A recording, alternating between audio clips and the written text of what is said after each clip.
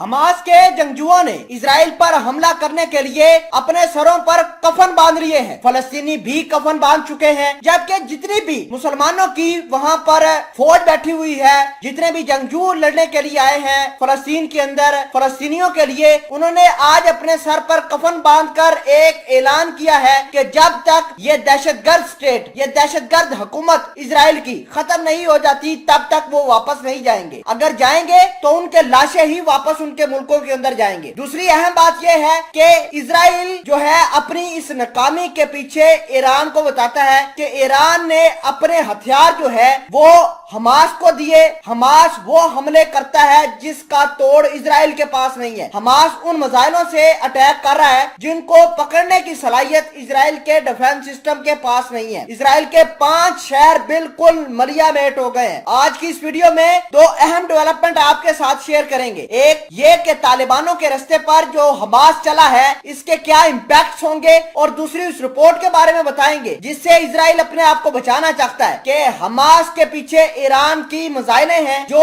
Iran वाले Hamas को देते हैं और हमास वाले वो मिसाइलों से इजराइल के ऊपर अटैक करके तबाही मचा रहे हैं। मामलात को एक एक करके समझाएंगे। छोटी सी गुजारिश है कि आप हमारा यूट्यूब चैनल हसनात टीवी को सब्सक्राइब कर लें, घंटी के निशान को दबा लें ताकि लेटेस्ट न्यूज आप तक बर वक्त पहुंचती रहे। दोस्तों, सबसे पहले आपको ये बताना चाहता हूं कि इजराइल की फौज की बेबसी जो है वो आजकल पूरी दुनिया पर आया है। हमास को ब्लेम कर रहा है, ईरान को ब्लेम कर रहा है कि ईरान ने हमास के पहले लोगों को अपने मुल्क के अंदर बुलाया, उनको मिसाइलों की ट्रेनिंग देता रहा और उनको 2 किस्म के मिसाइलों की ट्रेनिंग देता रहा। एक तो M75 और दूसरा J80 मिसाइलों की। अब ये जो दोनों मिसाइल हैं इनकी रेंज 65 किलोमीटर है। यानी हमास जो पहले छोटी रेंज के मिसाइल इस्तेमाल करता था आजकल बड़े मिसाइल इस्तेमाल करना शुरू कर दिया है जिनकी रेंज ज्यादा है, और इसी वजह से इजराइल के बड़े शहर जो है तबाह हो गए हैं। नाजरीन ग्रामी, आपको ये बता दें कि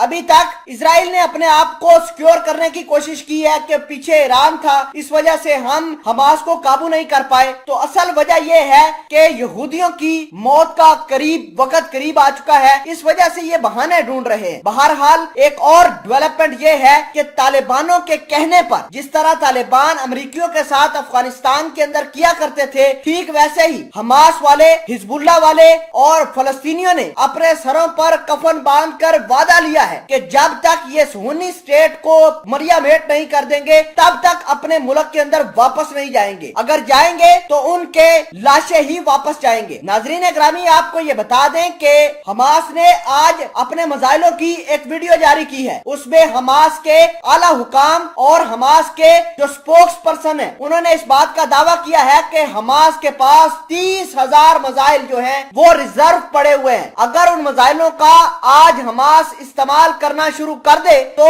इजराइल की हुकूमत, इजराइल के यहूदी और इनकी फौज का कुछ बाकी नहीं रहेगा। और आखिरी बात यह है कि इजराइल ने भले ही अभी तक एयर स्ट्राइक की है, लेकिन ये जो यहूदी हैं, ये जो इजरायली फौज है अब जमीनी रास्ते से अटैक करने की कोशिश करने लगे हैं, प्लान बना लिया है, जबकि हमास भी इसके लिए हम वक्त तैयार है।